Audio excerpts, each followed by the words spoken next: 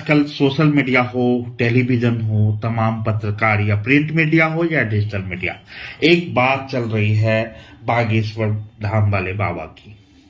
धीरेन्द्र शास्त्री जी की बात चल रही है। कुछ लोग इसे विश्वास और आस्था दिखाते हैं, कुछ इसे अंधविश्वास बोल रहे हैं। हालांकि मैं भी रायपुर छत्तीसगढ़ में हूं और अभी उनका यहाँ कार्यशाला चल रहा है।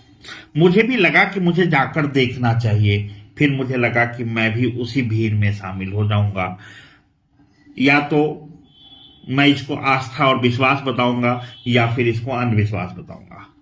लेकिन सवाल है कि क्या ये सब संभव है या नहीं है। एक बात तो तय है कि जो आज अंधविश्वास है वो कभी विश्वास रहा होगा, और जो आज विश्वास है वो कल अंधविश्वास हो जाएगा। जब हम रामायण में पुष्पक विमान को देखते थे, या हमसे भी पहले जिन्होंने सुना होगा, पढ़ा होगा, उन्हें वो कल्पना लगी होगी। आज हवाई जहाज पे न केवल हम यात्रा कर रहे हैं बल्कि क्रैश होकर भी मर रहे हैं। सवाल यह है कि विज्ञान का अपना एक ज्ञान है, अध्यात्म का अपना एक ज्ञान है, लेकिन इन सबसे अलग अगर हम तर्कों के आधार पर भी सोचे तो क्या ये संभव है या नहीं है, ये ज्यादा महत्वपूर्ण है। अभी छत्तीसगढ़ में धर्मांतरण को लेकर चूंकि बवाल मचा हुआ है और ये राजनीतिक जरूरत भी है कि एक पक्ष उसे अंधविश्वास बताए और दूसरा पक्ष उसे आस्था और विश्वास का नाम दे। सवाल यह है कि ऐसी शक्तियां हो सकती है कि नहीं हो सकती, ये ज्यादा महत्वपूर्ण है। और लगता है कि कुछ जो चीजें जिनके संबंध में हमारी जानकारी नहीं होती है, हम उसके अस्तित्व को नकारते हैं। जबकि ये सच्चाई है कि जब दो मशीनें आपस में बात कर सकती हों, कम्युनिकेट कर सकती हों, एक छोटा सा राउटर डेटा को ट्रांसमिट कर सकता हो, तो निश्चित रूप से वह मनुष्य का दिमाग, वह ब्रेन जो राउटर तक को निर्मित कर सकता हो, जो हवा में संदेश भेज सकता हो, कैसे एक मानसिक यंत्र दूसरे मानसिक यंत्र से बात नहीं कर सकता। ये भी तो संभव है ना। मुझे नहीं मालूम इसके पीछे दैविक शक्तियां हैं या कुछ और है, लेकिन यह तो तय है कि अगर हम अपनी शक्तियों को एक्सप्लोर कर पाते हैं तो बहुत सारे भविष्य में होने वाली घटनाओं का अंदेशा कर पाते हैं। ये सब कुछ अंधविश्वास तो नहीं रहा होगा ना। आज ज्योतिषी कुछ गणना करता है, ठीक है, कुछ लोग अधूरे ज्ञान के कारण अधूरा गणना कर देते होंगे, लेकिन निश्चित रूप से गणनाएं काम भी तो आती होंगी। एक हनुमान चालीसा में जिस समय वो निर्मित किया गया था, सूर्य से पृथ्वी की दूरी कैलकुलेट कर दी गई थी। उस संबंध में आप क्या कहेंगे, अंधविश्वास? तो फिर आपके विज्ञान ने भी तो उसकी पुष्टि कर दी कि हाँ भाई, ये सूर्य से धरती की दूरी इतनी है। तमाम युगों में, तमाम समय में ऐसी बहुत सारी चीजें हैं जिनके संबंध में चूंकि हम आपको स्पष्ट जानकारी नहीं है, तो हम उसे विश्वास या अंधविश्वास, आस्था या उसको आस्था के साथ खिलवाड़ का नाम दे सकते हैं। लेकिन यह तय है कि ऐसी सुपर शक्तियां क्यों नहीं हो सकती है। जब कोई मशीन दूर रहकर दूसरे मशीन से बात कर सकता हो, कोई मोबाइल दूसरे मोबाइल के नेटवर्क के माध्यम से संदेश पहुंचा सकता हो। जब पेजर था तब हम उम्मीद करते थे, जब हम मोबाइल को नजदीक से नहीं देखे थे तो हमको लगता था कि भाई ये संभव नहीं है। जब पहली बार कोई मोबाइल बना भी था तो उसके साइज देखिए ना, मोटरोला का 1-आधा किलो का हुआ करता था। तब वैज्ञानिकों को भी लगा होगा कि इससे छोटी आकार के मोबाइल में शायद बातें क्लियर नहीं हो पाएंगी। आज आप देखिए डिवाइसेस क्या कर रहा है। आखिर जो इंसानी दिमाग डिवाइस बना सकता है जिसके माध्यम से जानकारियां एक जगह से दूसरी जगह भेजी जा सकती है, बहुत पहले फैक्स होता था। तो आप समझ लीजिए कि ऐसा कहना कि यह संभव है या नहीं है। देखिए, जहां तक मेरी जानकारी है, पिछले 2-4 वर्षों में क्योंकि मेरे अंदर भी कुछ ऐसा जिज्ञासा उत्पन्न होते रहा है और मैं भी जहां तक कुछ समझने की कोशिश किया हूं और जहां तक मुझे भी कुछ समझ आया है, तो वास्तव में क्या है कि आपके अंदर सूक्ष्म कण निकलते हैं और आपके सूक्ष्म कण। अब एक बात मुझे बताइए कि जैसे हम सिंपल एक टेक्नोलॉजी की बात करें कि एक कार्ड रीडर है, वो कार्ड पे लिखी हुई डाटा को रीड कर पाता है, लेकिन उसी को बनाने वाले हम ही लोग बनाए हैं, हम बिना रीडर के उसको रीड नहीं कर सकते। आपके पेन ड्राइव के अंदर क्या है, इसको आपको किसी न किसी सिस्टम में डाल के ही तो देखना होगा ना कि डेटा उसके अंदर क्या है, लेकिन ये तो सच है कि उसमें डेटा है। उसी प्रकार से हम जो मानव हैं, इसके सूक्ष्म कण निकलते रहते हैं, और ये सूक्ष्म कण हमारे चेहरे पर, यहां तक कि जब हम आईना में अपने प्रतिबिंबों को देखते हैं, उस तक पे हमारे सूक्ष्म कण जाते हैं। और ये कहने में कोई, मुझे लगता है, हिचकिचाहट नहीं होना चाहिए, बल्कि कोई संकोच नहीं होना चाहिए। हो सकता है वो ज्ञान हमारे पास नहीं, आपके पास नहीं, आने वाले वर्षों में शायद किसी के पास आ जाए कि कोई आईना देखकर बता पाए कि आखिरी बार इस आईने पे कौन सा चेहरा सामने आया था। ठीक है, उस दिन विज्ञान इसे स्वीकृति दे देगा, विज्ञान कहेगा कि विज्ञान है, आस्था वाले कहेंगे कि आस्था है। लेकिन ये सच है कि किसी के हाथ से पेपर लेकर उसके संबंध में बहुत सारी बातें जानी जा सकती हैं, क्योंकि शरीर जो है बहुत सारे ऐसे कण को छोड़ता है जिसे आप अपने नंगी निगाहों से तो नहीं देख सकते। लेकिन आप मुझे बताइए भाई, आखिर सिम्टम के आधार पे ही तो ये तय होता है ना कि कौन झूठ बोल रहा है। लाई डिटेक्टर मशीन क्या काम करता है? ठीक है, वो काम वो टेक्निकल तरीके से करता है, लेकिन कहते हैं कि इंसान का दिमाग अगर निर्विचार होकर अपने तरंगों को पहचान पाए तो उसके अंदर इतनी अपार संभावनाएं छिपी हैं कि उसकी तुलना किसी मशीन से नहीं हो सकता। इसलिए मैं ये नहीं कहता कि धीरेन्द्र शास्त्री जी कितना जानते हैं। धीरेन्द्र शास्त्री जी सच में जो करते हैं वो होता है या नहीं होता है, वो सही है या गलत है, या कोई टेक्निक है जिससे नाम, पता, पिता का नाम वगैरह जान लिया जाता हो, इस सब से भी इनकार नहीं किया जा सकता। जहां देश में ये दौर चला है कि आपके कई पहुंचे हुए बाबा जेलों की सुविधा बढ़ा रहे हैं, ऐसे में किसी के संबंध में सीधी टिप्पणी तो नहीं हो सकती, लेकिन यह असंभव है ऐसा नहीं बोला जा सकता। आप छोटी सी एक उदाहरण के तौर पे इसको समझ सकते हैं। जब आप नींद में होते हैं और आप कल्पना कीजिए कि आप पहाड़ पे हैं और आप उस सपने में आपको लगे कि आपका पैर स्लिप हो गया है, तो निश्चित रूप से जैसा आप पहाड़ पे जाएंगे और पैर स्लिप होने पर जैसे भाव उत्पन्न होंगे, वैसे भाव आपके उस सपने में भी आपके अंदर उत्पन्न होता है। बहुत सारे लोग सोए और सोए रह जाते हैं, क्योंकि हो सकता है उन्होंने कोई ऐसा सपना देखा हो कि उन्हें हार्ट अटैक आया है और वो हॉस्पिटल की तरफ उनको ले जाया जा रहा है, डॉक्टर आया, ओटी में गए और तब तक दम तोड़ चुके। तो कई बार लोग सपने में भी दम तोड़ देते हैं। कुछ चीजें हैं जो आपको समझना होगा, जिसे आपको मानना होगा। एक बच्चा जो पैदा होता है, जब तक उसकी अक्ल नहीं आई होती, जब तक वो चीजों को पहचानने में बहुत ज्यादा सक्षम नहीं होता है, तब भी अपनी मां की सुगंध से मां को पहचान लेता है।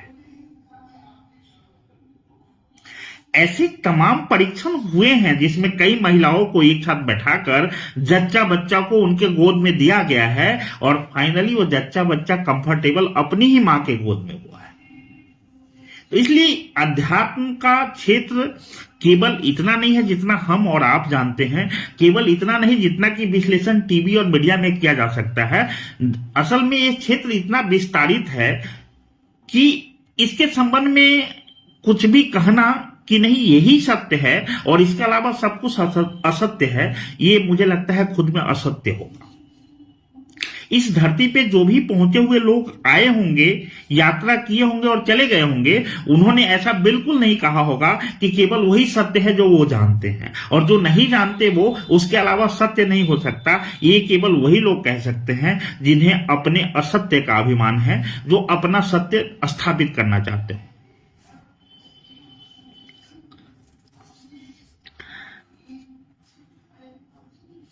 हाँ, निश्चित रूप से बात औरा की ही है। असल में होता क्या है कि इन सब चीजों में जब भी ऐसा कोई मतलब मुद्दा उखड़ता है तो हम बड़ी जल्दीबाजी में होते हैं। हम या तो उस मुद्दे के साथ हो जाते हैं या फिर उस मुद्दे के विपक्ष में खड़े हो जाते हैं। खास करके छत्तीसगढ़ के कुछ ट्राइबल एरिया में, चूंकि धीरेन्द्र शास्त्री ने भी ये कहा था कि मैं वनवासियों के बीच जाऊंगा। ये यहां से धर्मांतरण की खबरें बार बार आती रही हैं, बहुत बार आती रही हैं और होते ही रहा है। बल्कि आप छत्तीसगढ़ और झारखंड के बीच का एरिया कहें, गुमला उमला साइड का, जसपुर साइड का, तो निश्चित रूप से ऐसे खूब होते हैं, ऐसा नहीं है। सच्चाई है कि 15 किलो अनाज के लिए भी लोगों ने धर्म बदले हैं इसी हिंदुस्तान में। तो ऐसे में ये कहना कि अभी जैसे एक नेता है, आपके आदिवासी नेता हैं छत्तीसगढ़ में, जब एक साथ कांग्रेस के शीर्ष नेतृत्व गोलियों से भून दिए गए थे, तब एक नेताजी आपके बच गए थे, कवासी लखमा, और उनका अभी बयान आ रहा है और धीरेन्द्र शास्त्री के विरुद्ध आ रहा है। तो स्वाभाविक है, दो धाराएं देश में चलती हैं, एक धारा अध्यात्म के साथ, एक अध्यात्म से अलग। लेकिन एक बात तय है, जो दुनिया में नास्तिक है, जो सच में नास्तिक है, उससे बड़ा कोई आस्तिक नहीं हो सकता। क्योंकि किसी भी अस्तित्व से इनकार तभी आप कर सकते हैं जब उसके बारे में आपको पता है। मतलब यह तो तय है कि नास्तिक व्यक्ति यह मानता है कि भगवान होगा, है, मैं उनको नहीं मानता। तो नहीं मानने के लिए भी आस्तिक होना उसकी पहली शर्त है। क्योंकि भाई नास्तिक आप तभी हो सकते ना, अब जैसे मैं कहूं कि मुझे फलाना चीज खाने में पसंद नहीं है, तो ये तय है कि मैं जानता हूं कि उस चीज का स्वाद कैसा है, फिर भी मुझे पसंद नहीं है। तो अध्यात्म को लेकर भी एक बात बिल्कुल स्पष्ट रूप से कहा जा सकता है कि केवल किताबों में हमने पढ़ा वो काफी नहीं है, केवल ग्रंथों में पढ़ा वो काफी नहीं है, केवल हमने सुना प्रवचनों में वो काफी नहीं है, केवल हम जितना जानते हो, आप जितना जानते हो, ये काफी नहीं है। ये जो है एक ऐसा अपार क्षेत्र है जिसमें जीवन छोटा पड़ जाता है समझने के संदर्भ में कि क्या सही में वास्तव सही में सत्य है और क्या असत्य है। और ऐसे तमाम लोग जो इस धरती पर पहुंचे हुए रहे होंगे, जिनकी सोच, जिनकी समझ अध्यात्म के क्षेत्र में इतनी आगे तक गई होगी, उन्होंने शायद एक मौन स्वीकृति दिया होगा कि अगर किसी ने उनके समक्ष ये दावा किया कि हाँ मुझ में दैवीय शक्ति है, तो ये मान गए होंगे, उन्होंने उसका विरोध नहीं किया होगा, उन्होंने माना होगा कि संभव है कि इसमें दैवीय शक्तियां हैं, मुझ में नहीं है। अब किसी में दैवीय शक्तियां नहीं हैं, इस बात से ये नहीं कहा जा सकता कि दैवीय शक्तियां नहीं होती। अगर हम परमात्मा को नहीं देखे हैं, इसका मतलब नहीं है कि परमात्मा नहीं होते होंगे। हाँ, ये अलग बात है कि जो आज का दौर चल रहा है, जहां ख्याति पाने के लिए बहुत सारे साधु महात्मा अपराध क्षेत्र से निकलकर संरक्षण पाने को अध्यात्म में आ गए हैं, ऐसे में कुछ गड़बड़ियों की उम्मीदें ज्यादा रहती हैं और इसलिए विश्वास कम होता रहता है। लेकिन यह तय है कि कुछ तो है, कोई तो शक्ति है जो सब कुछ संचालित कर रही है। हम आप एक घर का संचालन ढंग से नहीं कर पाते, एक बिजनेस के संचालन करने के लिए हमको मैनेजमेंट करके आना होता है, तब शायद कुछ हम बेहतर कर पाते हैं। जो पूरे प्रकृति का संचालन कर रहा है, निश्चित रूप से वो कितना बड़ा मैनेजमेंट गुरु होगा और उसके संदर्भ में हम आपको पूरी जानकारी हो, ये तय तो नहीं है। इसलिए ये बिल्कुल ही सिरे से नकारा नहीं जा सकता कि कोई किसी का नाम बता सकता है कि नहीं, कोई किसी का घर का पता बता सकता है कि नहीं। क्योंकि जब आपको पता ही नहीं है कि ये शक्तियां ऐसी होती हैं कि नहीं होती हैं, तो आप कैसे मना कर सकते हैं कि नहीं होती है। किसी भी वस्तु का, किसी भी सत्य का, किसी भी ज्ञान का अगर आपने कोई अनुभव प्राप्त किया ही नहीं है, जैसे किसी फल को मैंने चखा ही नहीं, तो मैं कैसे बता सकता हूं कि वो स्वादिष्ट है कि नहीं है। तो जीवन के संबंध में भी ये बहुत बड़ी सच्चाई है और इस सच्चाई को समझना होगा कि आप सिरे से इनकार नहीं कर सकते। बाबा नीम करोली हुआ करते थे। बाबा नीम करोली के संबंध में जब आप सर्च करेंगे, आपको गूगल वगैरह पे भी मिल जाएगा, तो बाबा नीम करोली के संबंध में बताया जाता है कि वो है एक बिल्कुल सिंपल साधारण से रहने वाले बाबा थे। एक बार रेल की यात्रा कर रहे थे, फर्स्ट क्लास में थे, गांधी जी की तरह। अब गांधी जी को उतारा गया, कैसा उतारा गया वो तो इतिहास बताता है, लेकिन बाबा के संदर्भ में यह है कि बाबा को जबरदस्ती विदाउट टिकट होने के कारण ट्रेन से उतार दिया गया। उसके बाद ट्रेन चालू ही नहीं हो पाई। बाबा तो बैठ गए वहीं, ट्रेन चालू ही नहीं हो पाई। रेलवे के एक से एक इंजीनियर लग गए, इंजन चालू नहीं हो पाया। अंत में रेलवे के तमाम अधिकारी कर्मचारी आकर बाबा के सामने नतमस्तक हुए हैं और कहें बाबा चलिए चलिए आप ट्रेन के अंदर चलिए। तो बाबा ने कहा नहीं, ऐसे नहीं। ईश्वर की कुछ नियति रही होगी, जब तुम्हारे दिमाग में आया कि इस बाबा को जो भिखारी दिखता है इसको उतार दिया जाए, तुमने उतार दिया। अब ईश्वर की नियति है कि मैं अब इस ट्रेन पे तभी बैठूंगा जब यहां जन सुविधा के लिए स्टेशन बनाए जाएंगे। और कहते हैं आज एक हिंदुस्तान में स्टेशन है नीम करौली। नीम करौली स्टेशन के संबंध में जब आप जानकारी लेंगे तो आपको पता लगेगा कि एक सन्यासी जिसको ट्रेन से बिना टिकट उतार दिया गया था, वो यहां बैठ गया और तब तक ट्रेन प्रारंभ नहीं हुई, चालू नहीं हुई, इंजन स्टार्ट नहीं हुआ जब तक कि बाबा पुनः अपनी मर्जी से उस ट्रेन में नहीं बैठे हैं। और तब ट्रेन चली है और वहां पे स्टेशन बनाया गया है जिस स्टेशन का नाम है नीम करौली, और उसी पे बाबा का नाम पड़ा नीम करौली। हालांकि बाबा अब दुनिया में नहीं है, उनके आश्रम यहां से लेके विदेश तक चल रहे हैं। तो ये कहना कि, और मैं तो बता ही रहा हूं आपको, कल ही तो 19 जनवरी था, ओशो की पुण्यतिथि थी। हालांकि ओशो के अनुयायी कहते हैं कि पुण्यतिथि उनकी होती है जो मरते हैं। ओशो तो यात्रा पे आए थे और चले गए, लेकिन जब आप ओशो को सुनेंगे तो आपको बहुत सारी ऐसी शक्तियों के बारे में पता लगेगा। जैसे धारणा की शक्ति, उस धारणा की शक्ति के बारे में बताया जाता है कि ये ऐसी शक्ति है जो आपके संबंध, मतलब उसमें जिसके अंदर धारणा की शक्ति उत्पन्न हुई थी, ये शक्ति ये उसे भी नहीं पता था। जब वो ट्रेन में कहता है कि जब मैं ट्रेन में सफर कर रहा था और बिना टिकट था, घर से भागा था, उम्र छोटी थी और पैसे नहीं थे, सर्दी के मौसम थे और मैं सीट के नीचे घुसा हुआ था, और जब भी टीटी प्रवेश करता उस कंपार्टमेंट में तो मुझे पसीना आ जाता था उस सर्द मौसम में भी। ये उसके खुद के शब्द रहे। उसने कहा कि उसके बावजूद भी टीटी से मैं बच नहीं पाया। टीटी मेरे ही समक्ष रुका और सीट के नीचे झुका और टिकट प्लीज बोला। तब मुझे ऐसा लगा कि मानो काटो तो खून नहीं। मैं आंख को बंद किया, परमात्मा को याद किया और वहीं समीप में पड़ा हुआ एक अखबार का टुकड़ा मैंने उठाया और झट से टीटी के हाथ में दे दिया। उसका कहना था कि मेरी टीटी की तरफ देखने की हिम्मत तक नहीं हुई, मैं दूसरी तरफ नजर फेरे हुए था। और टीटी ने कहा कि जब टिकट है ही तो सीट के नीचे क्यों सफर कर रहे। टीटी ने उसको 3 बार देखा, उसे ट्रेन का टिकट ही दिखा, और जब उसने लौटाया तो निश्चित रूप से उनका कहना है कि मेरे हाथ में अखबार का टुकड़ा ही था।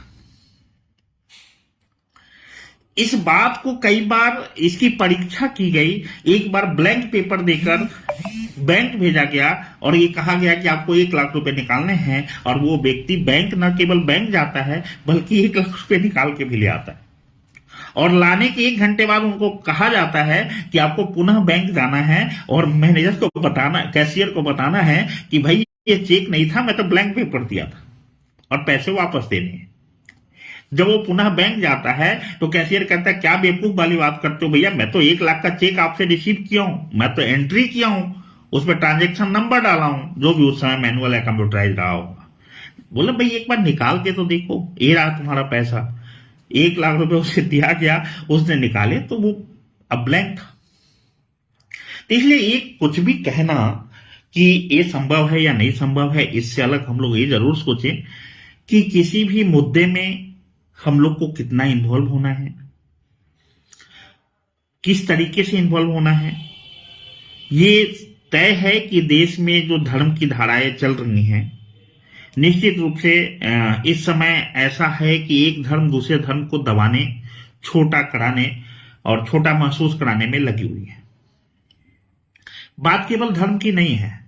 अगर आप बहुत ज्यादा आस्था में विश्वास रखते हैं, आस्तिक हैं, कट्टर हैं या नहीं है, बात केवल धर्म तक नहीं रह गई है। ऐसा नहीं है कि भाई ठीक है, किसी के छोटा करने से धर्म छोटा नहीं होगा, हमको क्या करना है, हम सोए रहते हैं, ऐसा सोचने का भी समय नहीं। एक्चुअली धर्म जो है अब वो सीधा राजनीति को प्रभावित कर रहा है और राजनीति से प्रभावित हो रहा है जनजीवन। इसलिए अब आपकी मजबूरी है, अब आपको अपने धर्म के साथ खड़ा होना ही होगा, क्योंकि अस्तित्व केवल धर्म का खतरे में नहीं है, धर्म का तो कोई अस्तित्व खतरे में कभी हो भी नहीं सकता। इस बार लोग कहते हैं कि मैं ईश्वर की रक्षा करने के लिए रक्षा वाहिनी बनाया हूं, मैं राम के रक्षा के लिए राम सेना बनाया हूं, मैं अरे जिन्होंने जिनका रावण कुछ नहीं बिगाड़ पाए तो आप उनकी रक्षा किससे करोगे। लेकिन सवाल यह है कि आपको अपने धर्म के प्रति अब मजबूती से खड़ा होना पड़ेगा, क्योंकि वास्तव में क्या होगा कि जैसे ही आपके धर्म कमजोर पड़ेंगे, वास्तव में धर्म कभी कमजोर पड़ता नहीं है, लेकिन जो इसका व्यवहारिक पहलू है जो दिखता है, अगर आपकी संख्या कम होगी, आपका धर्म कमजोर पड़ेगा, आपकी धार्मिक उस पर कुठाराघात होगा, तो फिर इस सब का असर आपके जीवन पे पड़ेगा। कई लोग कहते हैं, और मेरे भी बहुत सारे मुसलमान साथी हैं, मैं मतलब हिंदू मुस्लिम की बात नहीं कर रहा हूं, लेकिन नहीं करने से कुछ बदल नहीं जाएगा। कबूतर की तरह अगर हम अपने आंखों को बंद कर भी लें तो उससे कुछ फर्क पड़ता नहीं है। जो लोग कहते हैं वास्तव में कि हिंदू मुस्लिम भाई भाई कहते होंगे, रहते होंगे, लेकिन आप कभी अपने परिवार, अपने फैमिली, अपने बच्चों को ले जाकर कभी उस मोहल्ले में 10-20 दिन, 2-4 महीने रह गए तो देखिए, अनुभव आपको ज्यादा बढ़िया हो जाएगा। मैं ये नहीं कहता हूं कि कौन अच्छा है कौन खराब है, लेकिन मैं ये जरूर कहता हूं कि धार्मिक अंधापन हर तरफ है। ईसाई लोग लगे हैं कि ज्यादा से ज्यादा उनकी संख्या हो जाए, प्रलोभन देते हैं, मुफ्त शिक्षा की, कुछ पैसा भी देते हैं और वो ईसाई बनाने पे लगे हैं। मुस्लिम लोग चाहते हैं कि अगर उनके मोहल्ले में कोई हिंदू का मकान है तो ऐसा प्रताड़ना करो कि कोई हिंदू लेवाल नहीं बचे। अब मान लो किसी मोहल्ले में संख्या 500 या 200 मुस्लिमों की है, वहां आप 4 लोग हिंदू हैं, अब आप बेच के भी नहीं जा सकते, बेचोगे भी तो कूड़े के रेट पे बेचना होगा, क्योंकि वहां लेवाल कौन होगा, हिंदू कोई लेने जाएगा नहीं, और मुस्लिम लेगा तो वो अपनी रेट में लेगा। तो ऐसे हुए हैं ना भाई, कई शहरों के कई मोहल्ले इसी प्रकार खाली हुए हैं। तो ये सच्चाई है, इस सच्चाई से इनकार नहीं किया जा सकता। मैं भी कोई धार्मिक कट्टरता की बात नहीं करता हूं, और मुझे तो आप देखते हैं कि मेरी दाढ़ी भी बड़ी है तो वो संकल्प की है, सरकार से लड़ाई की है, जनहित के कार्य के लिए है। मैं तो चंदन टीका भी नहीं करता हूं, लेकिन इसका मतलब नहीं है कि मैं आस्तिक नहीं हूं, इसका मतलब ये नहीं है कि मुझे कोई आध्यात्मिक आभास नहीं है, इसका मतलब ये नहीं है कि मेरी कोई सोच उसके प्रति नहीं है, ऐसा नहीं है। बस वही है कि मैं यूनिफॉर्म नहीं पहनता हूं, मुझे कभी जरूरत नहीं लगी कि मैं चंदन टीका करके निकलूं तो लोग मुझे ज्यादा भाव देंगे, या कभी ऐसा भी नहीं लगा कि गेरुआ पहन के निकलूं तो लोग दंडवत करेंगे, क्योंकि मेरे साथ ऐसा सीन हो चुका है। मैं जब पिछली बार हम लोग अयोध्या गए थे निमंत्रण देने जानकी नवमी पे, क्योंकि सीता जी के जन्म असली सीतामढ़ी में जानकी उत्सव को लेकर, हालांकि फिर समय आ ही रहा है, तो चूंकि अयोध्या गए थे, पूरे टीम के साथ गए थे, सब लोगों ने लगभग उसी गेरुआ टाइप का ही वस्त्र धारण किया था, मैंने भी किया था। अब जिस पीठ में भी जाते तो चंदन टीका तो हो ही जाता था। तो मुझे लगता है कि बाकी लोगों पे कितना असर पड़ा मुझे नहीं मालूम, मेरे साथ तो ये हुआ कि मुझे लोग दंडवत ही करते रहे। मतलब मैं महात्मा जी को दंडवत करता और बाकी लोग मुझे दंडवत करते, जो जहां मिले। बाद में तो ऐसा होता रहा कि हालांकि गर्मी का मौसम भी था, चिलचिलाती धूप भी थी, बाद में मैं आश्रम आ गया था वापस, क्योंकि मुझे लग रहा था कि मैं यहाँ आया हूं ईश्वर को प्रणाम करने और लोग मुझे प्रणाम कर रहे हैं। तो ये सच्चाई है। इसलिए मैं केवल मतलब मैं इस संबंध में बहुत कुछ कहने नहीं आया था, बल्कि मेरा तो मूड हुआ पता करें कि बाबा का कार्यक्रम कहाँ चल रहा है, चले ही जाया जाए, क्योंकि रायपुर में है। फिर लगा कि नहीं, फिर मैं भी उसी भीड़ में शामिल हो जाऊंगा जो हर चीजों को अपने तर्कों के आधार पर तौलना चाहता है। सब कुछ तर्कों के आधार पर नहीं तौला जा सकता। तर्क किन बातों में हो सकती है? जिनका नॉलेज आपके पास है, जिसका ज्ञान आपके पास है। अब निश्चित रूप से आप किसी आदिवासी के पास चले जाओ, वनवासी के पास चले जाओ, चलो अभी तो मीडिया और सोशल मीडिया के कारण जानकारियां हर जगह पहुंच गई हैं, लेकिन आज से बहुत साल पहले, कुछ साल पहले अगर आप किसी वनवासी के पास जाते और उसको कह दे अपनी टेक्नोलॉजी, अपना आईपॉड, अपना वो घड़ी और सारी चीजें दिखाते हैं जिससे आप दूर दराज में बात कर लेते हैं, तो उन्हें विश्वास नहीं होता। बहुत सारी चीजें। अब जैसे आप सामान्य से किसी गांव में जाके कहो कि आजकल शुगर का दिल भी निकाल के लगा दिया जाता है इंसानों में, तो कोई विश्वास नहीं करेगा। जिसको नहीं मालूम वो कहेगा नहीं, संभव ही नहीं है भाई, कहां शुगर कहां इंसान। वो थोड़ी इस बात को मानेगा कि शुगर का हार्ट भी लग सकता है इंसान में। वो अलग बात है कि कुछ एक्सपेरिमेंट सफल नहीं हुए थे, कुछ जगह तो आप समझ सकते हैं इंसान और शुगर के रहने का, जीने के परिवेश का भी अंतर होगा। तो दूषित और ये सब सारी चीजें वो अलग चीज है, लेकिन शुगर का दिल लगाए तो जाते हैं, लगाए तो गए हैं। अब सामान्य व्यक्ति को आप कह दो कि आदमी का अब हार्ट खराब हो जाए, दिल जवाब दे दे तो कोई दिक्कत नहीं है, शुगर का दिल लगाया जा सकता है, वो तो गाली समझेगा। अब इसमें सच्चाई, सत्य क्या है? सत्य तो यह है कि लगाया जा सकता है, लेकिन सत्य यह भी है कि उसको इस बात की जानकारी ही नहीं है, इसलिए वो कहेगा अरे ये तो हमको गाली बोल रहा है। जबकि अक्सर पुरानी कहावतें हैं, जब शुगर के दिल इंसान में नहीं भी लगाए जाते होंगे तब भी एक कहावत है, लोग कहता था इसका कलेजा शुगर वाला है। शुगर का कलेजा मतलब कि डर है नहीं होना, रिस्क ले लेना, जबरदस्त रिस्क लेना। तो लोग कहते थे ना शुगर का कलेजा, इसका मतलब है कि पृथ्वी पर कभी शुगर का कलेजा लगाया जा रहा होगा इंसान में। वो अलग बात है कि हमारे विज्ञान को, हमारे स्वास्थ्य विज्ञान को, विश्व के स्वास्थ्य विज्ञान को पहुंचने के लिए, पुनः इस दौर में पहुंचने के लिए इतने वर्ष लग गए होंगे, इतने काल लग गए। लेकिन ये सच्चाई है कि अगर कोई कहावत जारी है कि इसका कलेजा शुगर जैसा है, इसका दिल शुगर जैसा है, तो निश्चित रूप से कभी शुगर के दिल रहे होंगे। अध्यात्म अगर कहता है कि गणेश जी के सर हाथी के थे, सूढ़ थे, तो कुछ न कुछ समानताएं हाथी के और मनुष्य के शरीर के बीच, कम से कम ऊपरी पोर्शन के बीच कुछ न कुछ समानताएं जरूर रही होंगी। कुछ न कुछ होगा जो दोनों के बीच कॉमन होगा। साइज की नहीं बात कर रहा हूं, कुछ न कुछ होगा जो दोनों के बीच कॉमन होगा। वैसे भी कहते हैं कि हिंदुस्तान में सबसे पहली सर्जरी तो वही हो चुकी है। ये तो तय है ना भाई। आप देखो कि आपके वो, मैं नाम चूंकि आप जानते हैं कि बहुत ज्यादा मुझे ध्यान रहता नहीं है, आज भी आपके सर्जरी में जितने औजार इस्तेमाल होते हैं, लगभग उन औजारों को किसने बनाया? एक योगी, एक सन्यासी, एक महात्मा,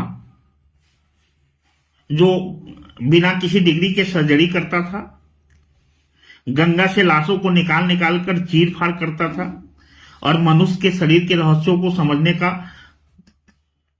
सफल प्रयास भी किया। बल्कि जितने आपके मेडिकल साइंस के जितने भी ऑपरेशन के टूल्स बने हैं उसी पे बने हैं। मैं नाम थोड़ा सा, एक्चुअली नाम भी ऐसा है कि मैं, हालांकि उस समय भी सोसाइटी ने, समाज ने उनको अलग कर दिया था कि अरे ये आदमी तो मुर्दे को चीरता है, मुर्दों का ऑपरेशन करता है। भाई सवाल यह है कि जिंदा आदमी का पोस्टमार्टम हो सकता है क्या?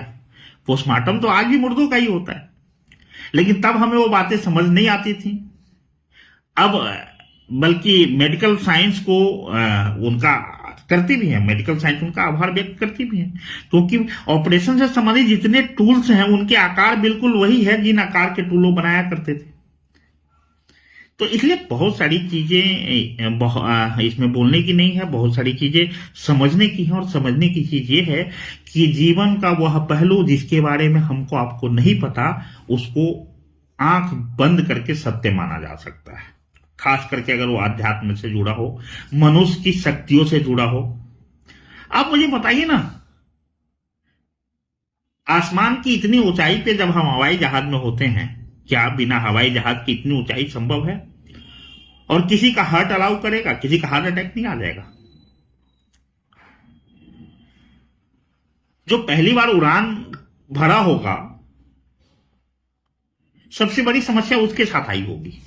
तब टेक्नोलॉजी भी इतनी डिफाइन नहीं रही हुई होगी, और तब उदाहरण भी सामने नहीं रहा होगा कि इससे पहले कौन उड़ा।